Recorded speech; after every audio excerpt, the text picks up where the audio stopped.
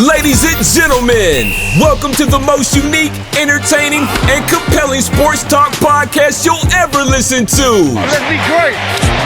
Let's be great. Wendell's World in Sports with the one and only Wendell Wallace. Giannis charging down the lane to the rim, double clutch, no good, tipped in.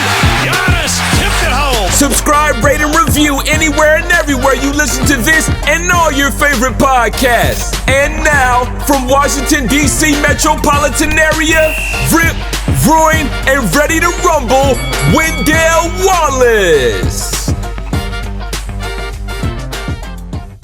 And welcome to Wendell's World in Sports. I'm your host, Wendell Wallace. So glad that you could be with us.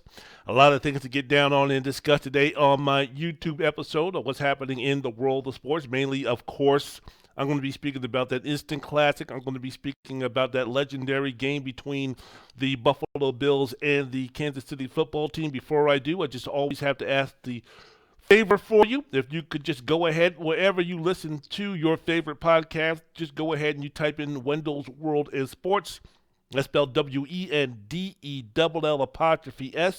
Wendell's World in Sports. And you go ahead and you download, you listen, you rate, you review, and most importantly, you enjoy the most unique, entertaining, thought-provoking sports talk podcast that you can listen to. My audio podcast is about 2 hours talking about what is happening through what's happening in the world of sports. My YouTube episodes mainly just concentrate on just one or two things concerning the world of sports, the most important things that are happening in the world of sports. Also talk about my Georgetown Hoyas, also speak about what's happening in the NBA, anything that kind of tickles my fancy in terms of what I want to talk about. I put it here on my YouTube episodes of Wendell's World of Sports before the meat and potatoes, the audio version. Once again, download, follow, rate, review, subscribe, and enjoy Wendell's World in Sports anywhere where you listen to your favorite podcast, WENDELL''S, Wendell's World and Sports. So before I begin to start speaking about this game, man, as always, good morning, good abend, bonjour, bonsoir, que pasa mi amigos, shalom, wassalamu alaikum, namaste, konnichiwa. Hope that you're doing everything that you need to do to make your world, to make your space, to make your place, to make your neighborhood, to make your household a much better place to be for our generation. Too late to be living in a society where everyone mostly is judged by who they are as human beings, the content of their character, the fiber of who they are as human beings, and not by their race, not by their gender, not by how much money they have in their bank, not by what part of the world are they from, not part of their political affiliation, not part of what God they worship, if they worship a God at all. None of those things need to be taken into account when we're speaking about how are we going to move this society in a more place of harmonious respect, unity, love. If we can't do it for my generation, we can't do it for your generation. Let's see what we can do to take the time to listen to folks from a different background, folks from a different race, a different creed, a different color, a different gender, and learn from those who are different from us. Learn to respect, pass it on to the younger generation. So in 10, 15, 20, 40, 60 years, when we're no longer going to be sitting here on this planet, that the generations that we taught to love each other for who they are, for what type of person that they are, not from anything else, that they can live in a society where it is utopian based on who they are as human beings, not by anything else. So let's see if we can do that. Listen, learn, shut up, and take the lessons that you learn and pass it on to your children so their children and their children and their children can live in a society I wish that we can live in, based again on who we are as far as human beings, the moral fiber of who we are, what type of people that we are in our hearts, and nothing else. So that's my plea starting off in 2022. If we could do that, if we could start that momentum, it would be fantastic. Wendell's World and Sports. I'm your host, Wendell Wallace. So glad that you could be with us. All right, let's go ahead and get to this contest, shall we? The NFL divisional round this past week. And, you know, some of the most compelling, memorable, all-time great games in sports history. And really, the NFL, the weekend, when you're speaking about the Cincinnati Bengals over Tennessee, when you're speaking about San Francisco over Green Bay, then on Sunday speaking about the Tampa Tom Buccaneers losing to the Los Angeles Rams, speaking about this classic between the Buffalo Bills and the Kansas City football team. This weekend was the answer to the question. When people ask, man, let me ask you a question, man.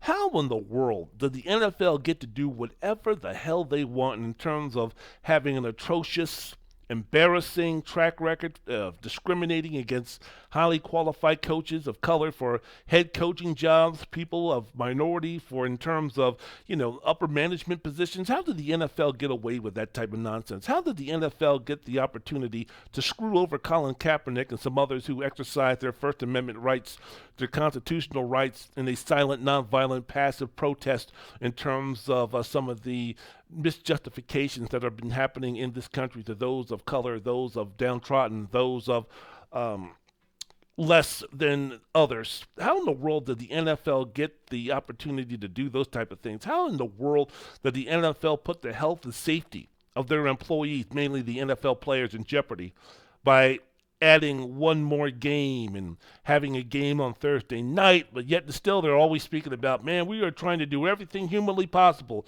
to make sure that our players are as safe as possible, that when they walk away from the game, that they'll be able to walk away from the game, that their quality of life 10, 20, 30 years down the road after they finish playing are going to be at the highest level, and we're going to do everything is about safety. We're concerned about CTE. We're concerned about head injuries. We're concerned about some of the long-term effects of playing football, but again, yet still, let's go ahead and add another football game, and let's go ahead and continue the farce of having Thursday night football. How in the world can the NFL talk out of both sides of their mouths? How can the NFL be so hypocritical? How can the NFL have the label of being disregarding and disrespectful and ignore the health and the well-being of players from the past who are broke financially and physically, struggling in their old age because of what they gave to the game to make it grow and become the sport that it is today? The fact that these guys, their pension plans absolutely stink for those who played football in the 50s and the 60s. So I guess the owners in the NFL of today are saying, like, well, sorry, if you're playing football in the NFL in the 50s or 60s, you should be dead anyway. So who cares? Do the best you can. Thanks for helping our sport grow. Get lost. How in the NFL can have that perceived attitude? How can the NFL employ players who have been convicted of felonies, violent assaults against women, have killed innocent people because of drunk driving, part of a dogfighting ring, aided in obstructing justice concerning a double homicide? How in the NFL can employ Greg Hardy? How in the hell can the NFL employ Riley Cooper? How in the hell can the NFL employ these type of characters, these type of men of certain broken character, and yet and still, by miles, by leaps and bounds, man, the other sports couldn't see the NFL with a telescope? How in the world can the NFL be not only so popular just in terms of sports here in this country, but be so interwoven in the fabric of this country when it has all of these ills, when it has all of these warts, when it has all of these defects, when it has all of these embarrassing negatives going for it? All you need to do is watch the Sunday game between Buffalo and Kansas City to figure out, you know what, none of that stuff means a heckadern when you're speaking about my entertainment value, especially when you throw into the fact that gambling, parlays, fantasy football, and everything else that's thrown into the equation. The NFL can do whatever the hell they want. If they want to discriminate against men of color, so be it. If they want to discriminate against women, so be it. If they want to throw out the players who have built this game back in the 60s and the 70s and treat them like garbage and treat them like trash, so be it. They want to go ahead and have football players on their field representing their organization that have been convicted of violent felonies and abuse against women, so be it. Because we let it happen. Why do we let it happen? Why do advertisers pay big money? Why is the NFL king? Why can the NFL do whatever they want? Sunday's game between Kansas City and Buffalo is a prime example. So, of course, Kansas City wins the football game 42-36. What happened in the last few minutes of the game, as we all know, was the genesis, with the foundation for many people's thoughts and opinions about, my goodness gracious, man, this was the greatest football game I've ever seen. This might have been one of the greatest sporting events. This might have been the greatest game that I've ever seen, regardless of sport.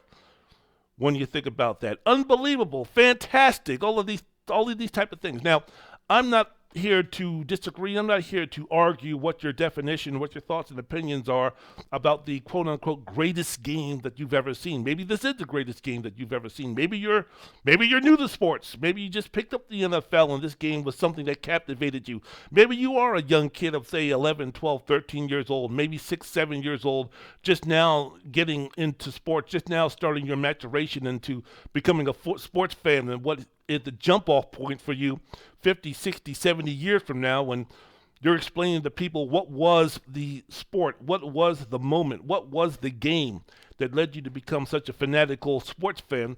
Maybe you can point to the fact when I was 8 years old and I watched the Kansas City Buffalo football game of great yore when Patrick Mahomes and Josh Allen, two legendary all-time great quarterbacks, had a game for the ages. That was my jump-off point in terms of being a lifelong football fan. So maybe that in its context can make you say that this was the greatest football game that I've ever seen. Maybe it was some moment where you were spending it with your family, and it's something that's going to resonate with you and your children for the longest of times.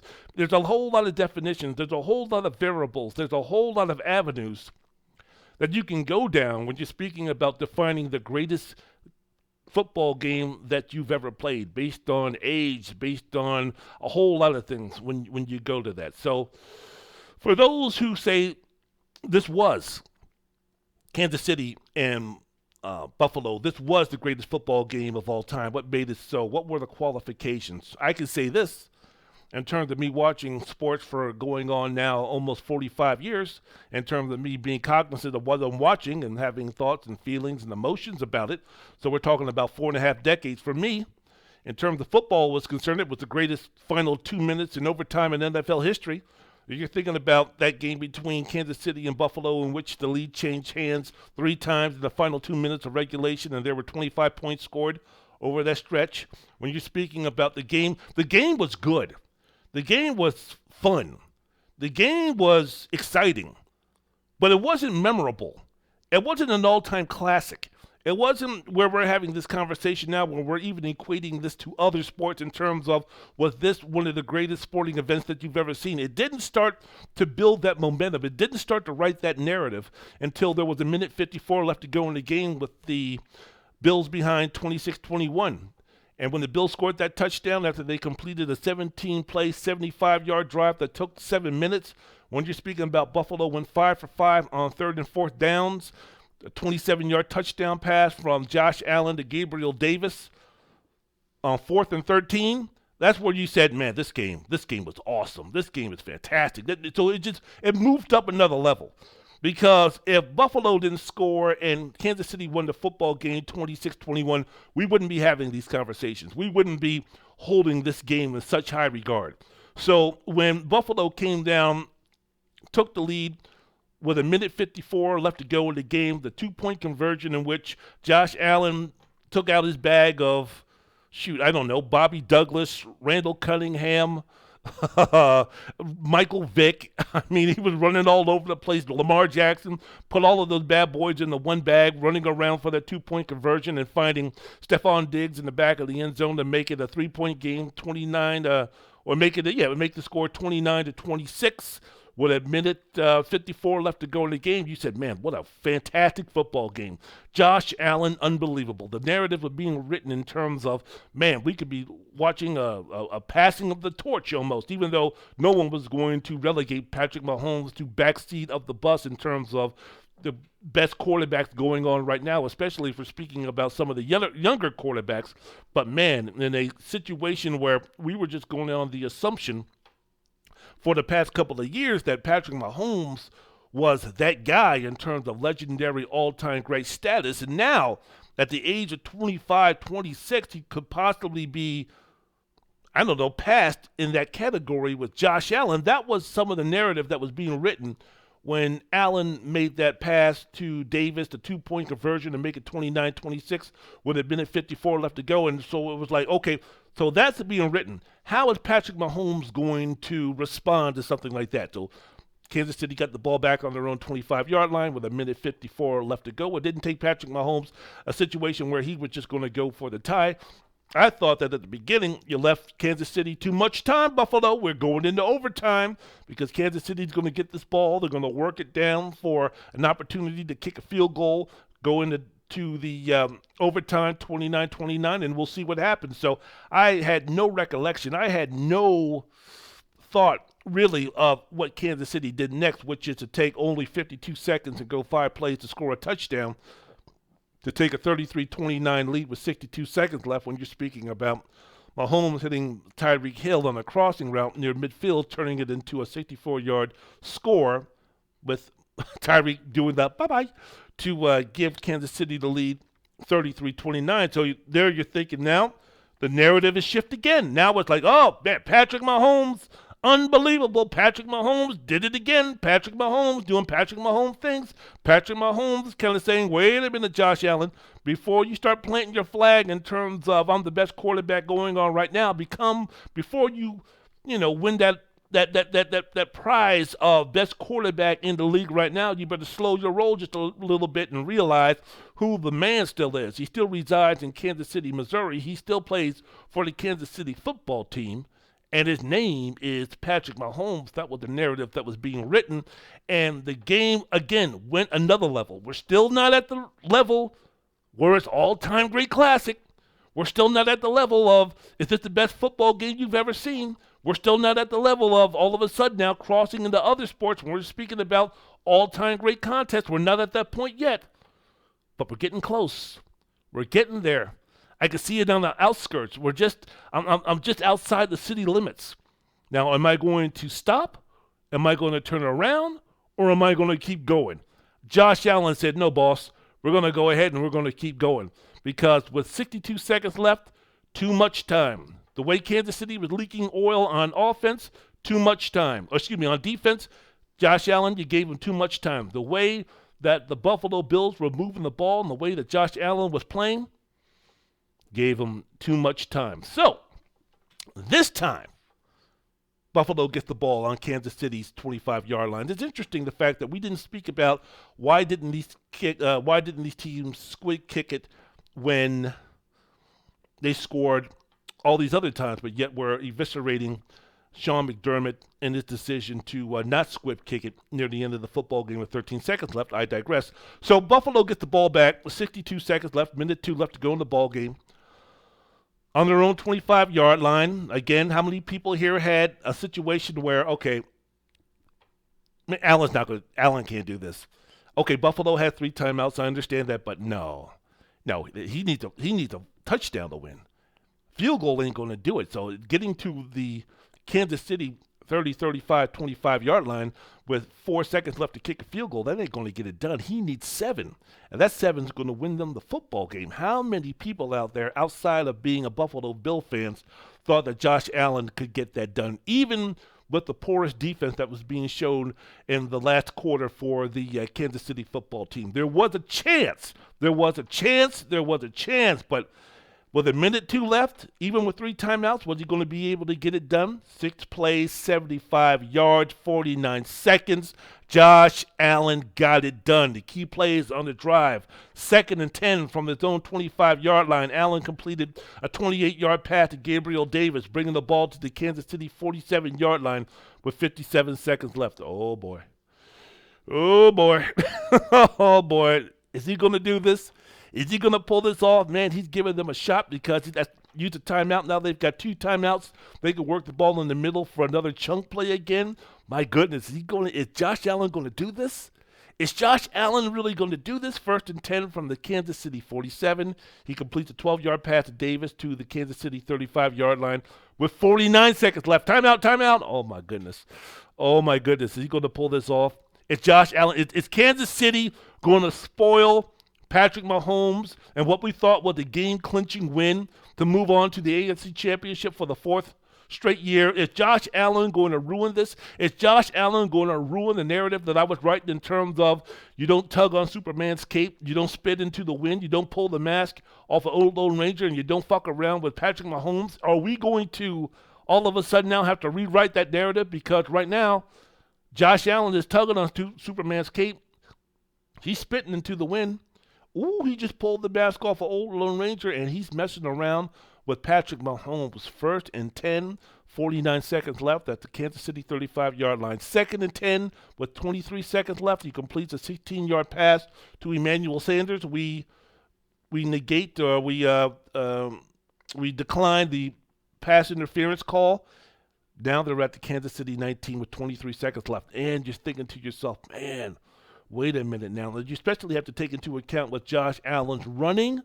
What are you going to do if you're Kansas City? Do you play 3 men and put 8 men in the back of the end zone or at the goal line and make sure 19 seconds left to go? Again, they don't have the opportunity to kick that field goal.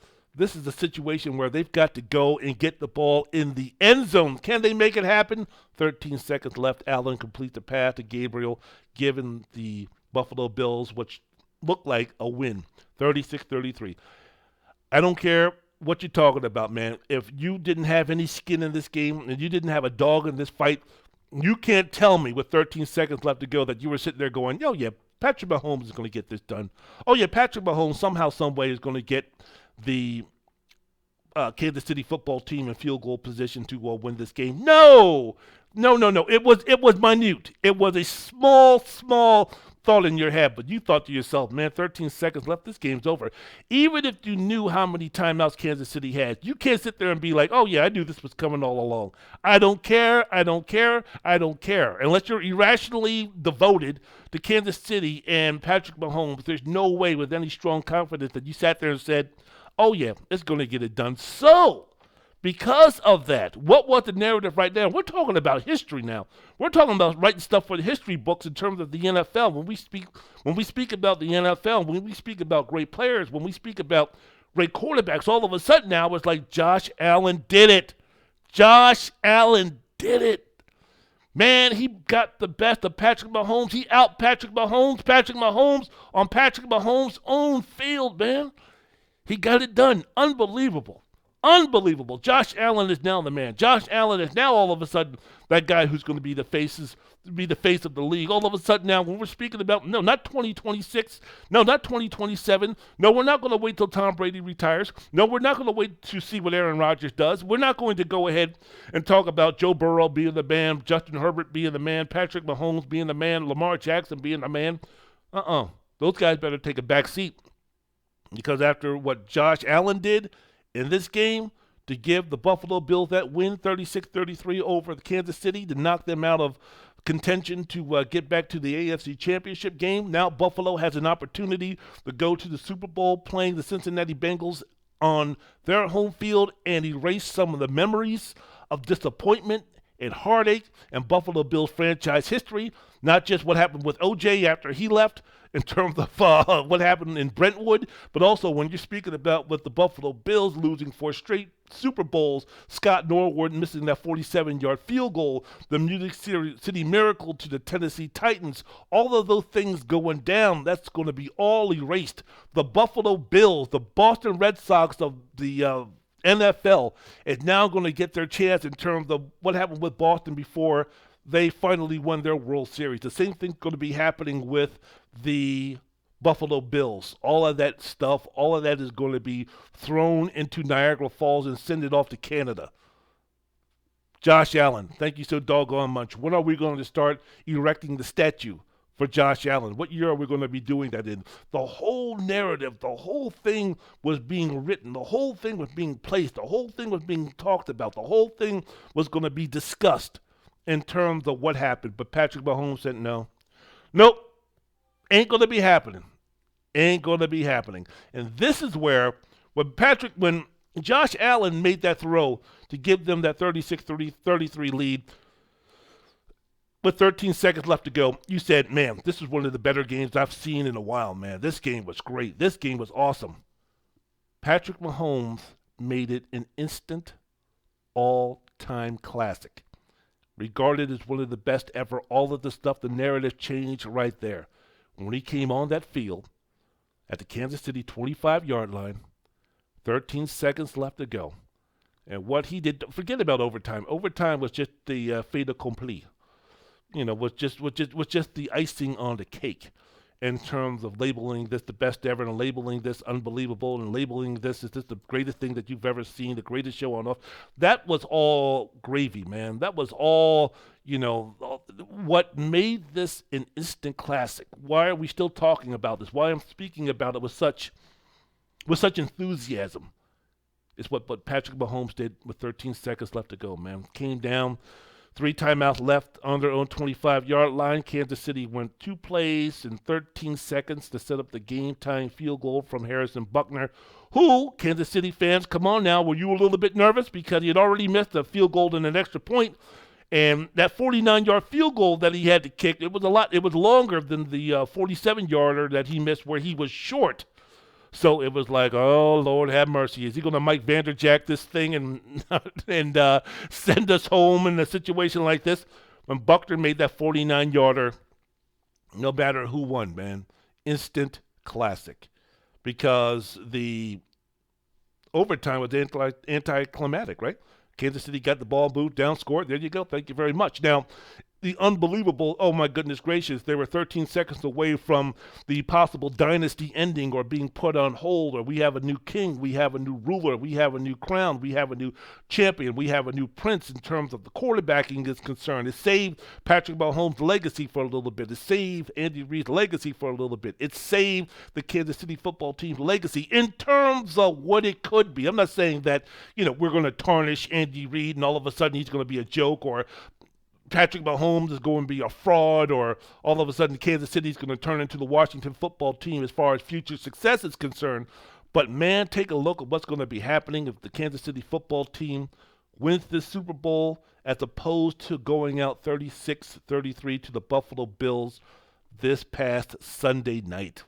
Just take a look at that in terms of what is going to be the long-term effects. And, hey, you know what? Cincinnati might go into Kansas City and beat them.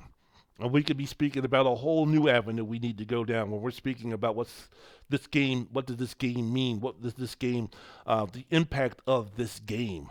When we're speaking about that. The greatest football game I've seen in my lifetime, maybe before the last 2 minutes of Buffalo and Kansas City, was the 1982 divisional playoff game between the San Diego Chargers and the Miami Dolphins. Unbelievable. Fantastic. Kellen Winslow played a game of his life. Kellen Winslow having to be helped off the field because of the effort that he gave, the heat, the humidity, everything that went down, the drama, the missed field goals, and overtime, the lead that was taken by the Chargers, and then the Dolphins with a backup quarterback replacing David Woodley coming in, and Tony Nathan doing the hook and ladder to bring the Dolphins to 24-17 at halftime, and then the Dolphins taking the lead, and then the back-and-forth seesaw battle. Dan Fouts throws the ball into the back right side of the end zone for James Brooks because he was looking for Kellen Winslow, overthrew him, but James Brooks, who shouldn't have been there to begin with, was there. Johnny on the spot.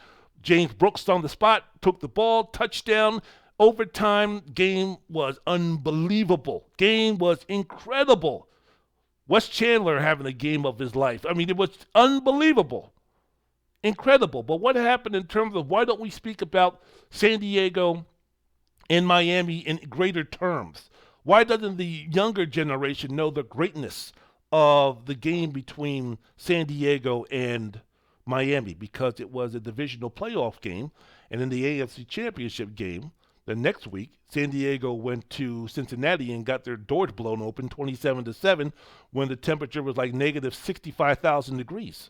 So it mitigated what could have been a huge historical impact. If that San Diego-Miami game was for the AFC Championship, if that was somehow, some way a Super Bowl game, we would be speaking about this the same way that we're speaking about Kansas City and Buffalo right now in terms of one of the greatest games we've ever seen in the National Football League. And also we have to equate it to some of the greatest games from other sports.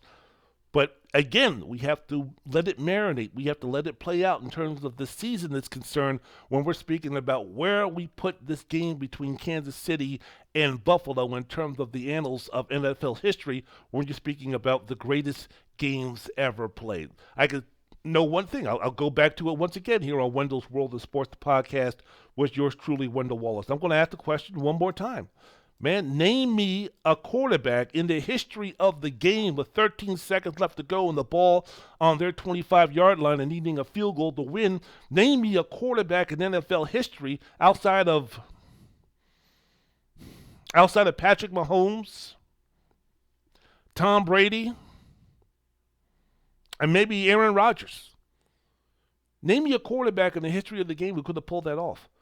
I mean, hell, let's start with Sammy Ball. Let's go to Johnny Unitas. Let's talk about Bobby Lane. Let's think about Norm Brand Brocklin. Let's think about Bart Starr. Let's marinate on Roger the Dodger Staubach, my man. Let's speak about fourth Super Bowl champion Terry Bradshaw. Let's speak about scrambling Fran Tarkington. Let's kind of marinate on Dan Fouts. Let's think about the greatest before Tom Brady, Joe Montana. Let's speak about the best pure passer of all time at the quarterback position, Dan Marino. Let's speak about maybe the best overall athlete playing quarterback of all time in John Elway. Let's speak about Jim Kelly. Let's speak about possibly left-hander Steve Young. Let's speak about Troy Aikman. Let's speak about Warren Moon. Let's speak about Peyton Manning. Let's speak about Brett Favre. Let's speak about Drew Brees. Let's speak about all those guys. And let's have that argument. Let's have that discussion in terms of could any of those guys do the same thing that Patrick Mahomes did on Sunday. Now, I'm not saying with 13 seconds left that Patrick Mahomes was going to be able to do this. If you give him the opportunity 10 times, that Patrick Mahomes is going to do this 10 out of 10 times, or even 6 out of 10 times. Hell, maybe not even 4 or 3 out of 10 times. But the one time that he needed to get it done, we're not just speaking about week 7 in the NFL regular season.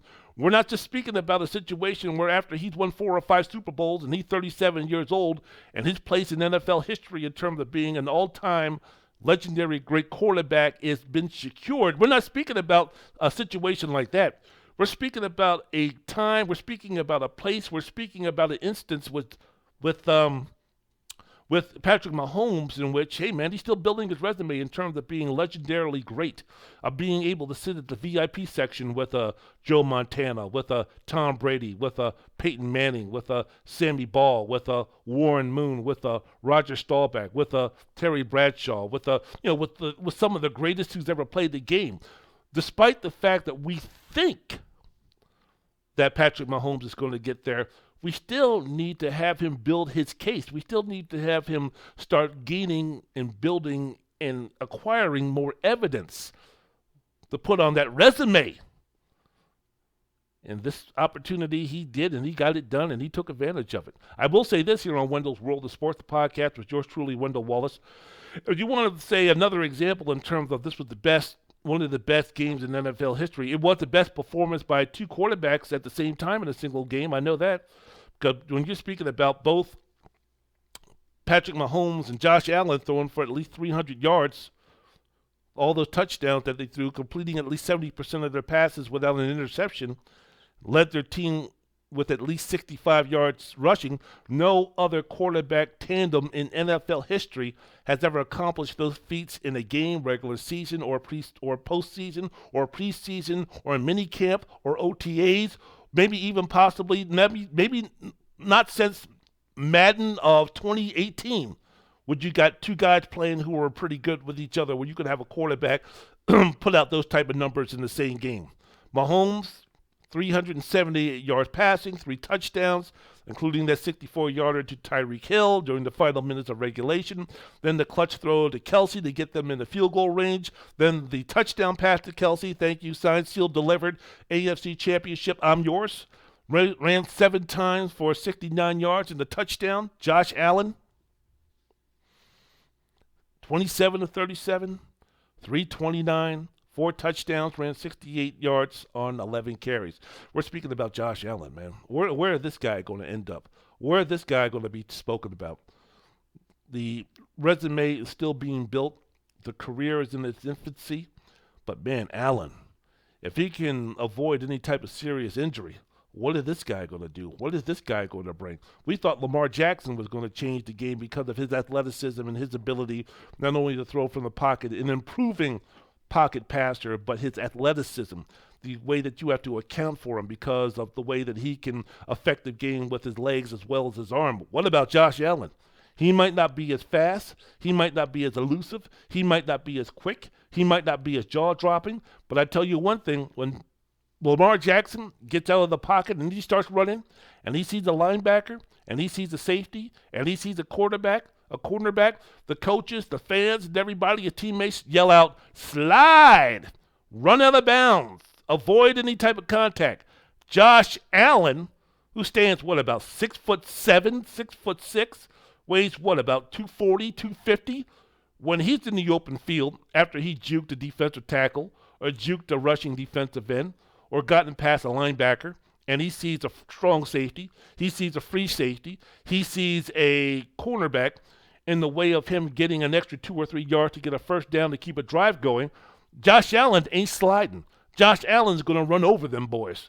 What other quarterback can say that? What other quarterback can do that? What other quarterback can improvise like Josh Allen can and still be able to run over a cornerback or even a linebacker to get a couple of more yards when the team needs it? Next level stuff, man. He's past Lamar Jackson in that regard in terms of being that dual threat, the best dual threat quarterback in the league due to his athleticism and his ability to throw the football. 27 of 37, 329, 4 touchdowns, 68 yards on 11 carries. It was absolutely unbelievable. So here on Wendell's World of Sports, with yours truly, Wendell Wallace, just thinking about some of the greatest sporting events of my lifetime. When I think about the 1986 World Series between the Boston Red Sox and the New York Mets, I think to myself, okay, we need to maybe step back just a little bit when we're speaking again about the game that we just saw between Buffalo and Kansas City. Again, we have to wait till this thing play out, because when we're speaking about greatest games that we've ever seen, greatest impactful games that we've seen in our lifetime, you're speaking about worldly, global type of a discussion. Now, there's some folks out there in cricket, man, billions of people are watching a cricket match to where they don't give a hoot. They don't give a hootenanny about what's happening as far as the NFL is concerned. There's some folks in Australia who are watching rugby who are lifelong fans of a particular rugby club who don't give a heck-a-darn about what happened with the game on Sunday between the Buffalo Bills and the Kansas City football team. There's folks out there in countries where football, not soccer, football means absolutely everything to them. And there's no way, no how that you can convince them that when their country won the World Cup, whenever that might be, that's going to trump. Oh my goodness. I used the T word. Sorry about that. I said a bad word. I'm sorry. Let me try this again. A country where football is everything, and that country won a World Cup in football. You can't make the argument that the game between Buffalo and Kansas City superseded what was put down when that country won that World Cup, or if the Montreal Canadiens or the Toronto Maple Leafs, whenever they win a Stanley Cup, it could be 18-0 in terms of them winning that Stanley Cup. It's going to be 100 times better than that game between Buffalo and Kansas City in a lot of people's minds out there. So it's all relative. It's all circumstantial. It's all just good water cooler stuff. It's all just good, discussion stuff, barbershop speaking stuff. It's almost like, who's better looking in 1992, Selma Hayek or Halle Berry? Who's the better basketball player, LeBron James or Michael Jordan? Who's the better football player, Joe Montana, Jim Brown, Jerry Rice, or Tom Brady? It's all just good, relatively, simple, innocent ways of having a discussion. So you're speaking about, as I mentioned before, man, the Game 6 of the 1986 World Series between Boston and the New York Mets, where the Mets rallied from a 2-run deficit in the bottom of the 10th inning, despite having 2 outs and no one on. The fact that they were 1 strike away from losing the championship, losing the World Series, and at the time the Boston Celtics, who were still dealing with the curse of the Bambino, could have finally taken off them shackles of having that to deal with. But that era by Bill Buckner, and we saw the impact that had. Can you imagine millions upon millions of Red Sox fans when you ask them to speak about some of the heartache, when you speak about some of their memories of their greatest sports moments? They're not going to be bringing up Kansas City and they're not going to be bringing up Kansas City and Buffalo. They'll say great game, wonderful game, but you're going to try to tell me that the Super Bowl between Atlanta and New England was going to be better when New England looked dead in the water at 28-3 in the third quarter. You're going to try to tell me that that game was better than the Super Bowl between the New England Patriots and the Seattle Seahawks with Malcolm Butler's catch. You're going to try to tell me that 13 seconds with Patrick Mahomes is supposed to be more scintillating to me than what Malcolm Butler did, but we all thought that New England was going to lose because Pete Carroll, all he had to do was give the ball to Marshawn Lynch, and we were going to be losers in that championship game. So it's all relative in terms of what we're speaking about. Game 6 and Game 7, 1991 World Series between Minnesota and Atlanta. For me, Game 6 and Game 7, my hero, one of my heroes growing up, Kirby Puckett, hitting a solo home run in the 11th to give the Twins a 4-3 lead, and we'll see you on Game 7, folks, to tie the series up for 3-3. And then, when you're speaking about one of the greatest athletic feats as far as team sports is concerned, the greatest game that's ever been pitched in Major League Baseball history, in my opinion, when you're speaking about Game 7 and what Jack Morris did, pitching a complete 10-inning game that Minnesota had to win the World Series, Game 7, in which they won 1-0, and Jack Morris goes a complete game. For those who don't remember baseball, back when it used to be real baseball, that's not happening. I don't give a damn who the pitcher is. I don't give a damn how prominent. I don't give a damn how destructive. I don't give a damn how dominant they are.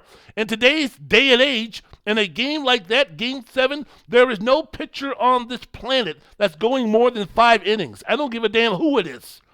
So again, for Jack Morris to do what he did, for me, that's one of the greatest games in any sporting event history, what he did. Game 6 of the 2013 NBA Finals between the San Antonio Spurs and the Miami Heat.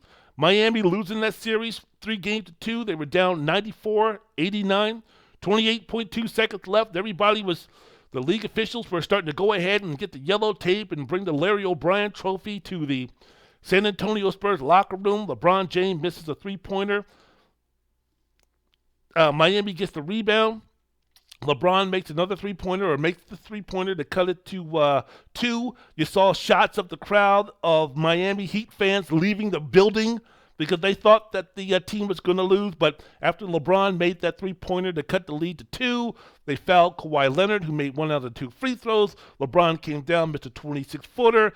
Greg Popovich, my man, my hero in terms of coaching and the profession is concerned, didn't have Tim Duncan in the game at that time, so the offensive rebound right side came to Chris Bosh, threw it in the corner for a right side three-point shot by Ray Allen with 5.2 seconds left to go. Bingo, three-pointer. We go into overtime. Next shot you see is all the Miami Heat fans running back into the arena or trying to get back into the arena. Sorry, you left, you gone. We don't want you back for this game.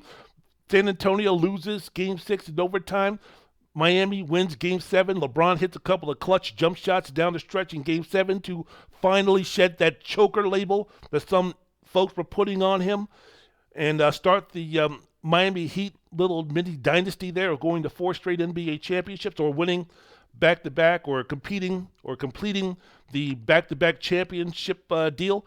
That, to me, supersedes what happened on Sunday, despite the fact that I thought the game against the Chiefs and the Bills was outstanding.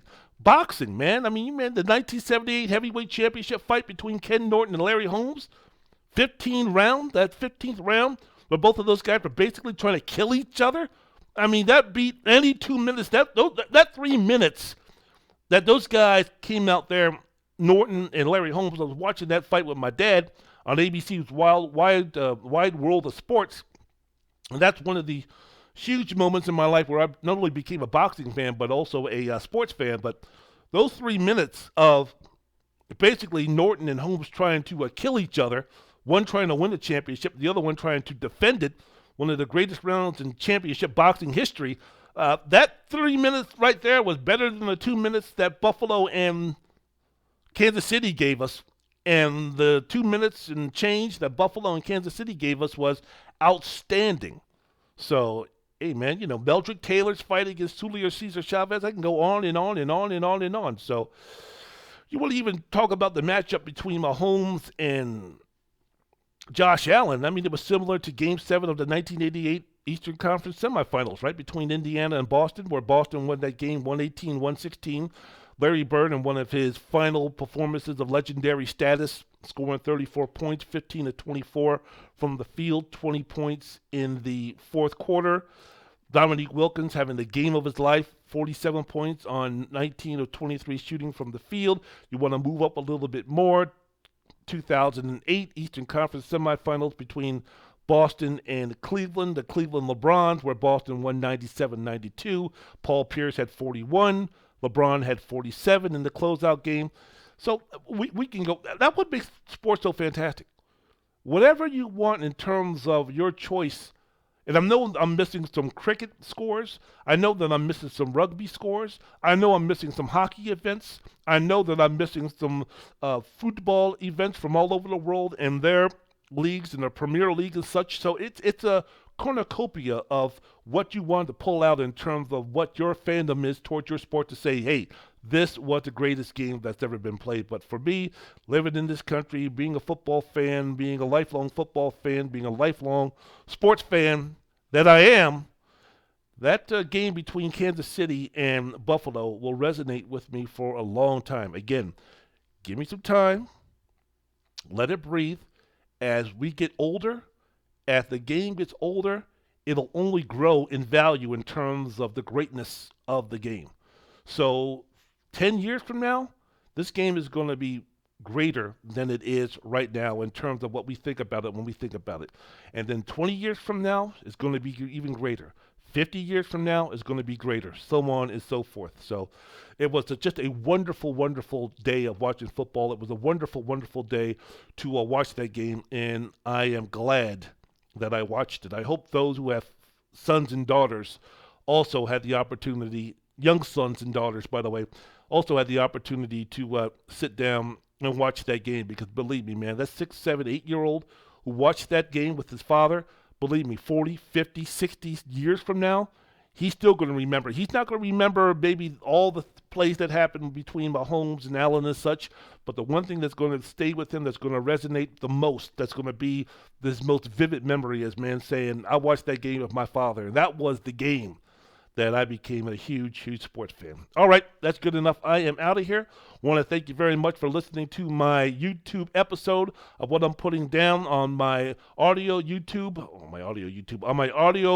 podcast, Wendell's World of Sports. I'm going to be speaking a little bit more about the other games in the divisional round, speaking about the impact of the Green Bay Packers losing, speaking about the impact of the Tampa Bay Buccaneers losing. What does it mean for Tom Brady? What does it mean for Aaron Rodgers? What does it mean for the Cincinnati Bengals moving forward? What does it mean that the San Francisco 49ers have a chance to get not only to the Super Bowl, but to win the Super Bowl because of their defense?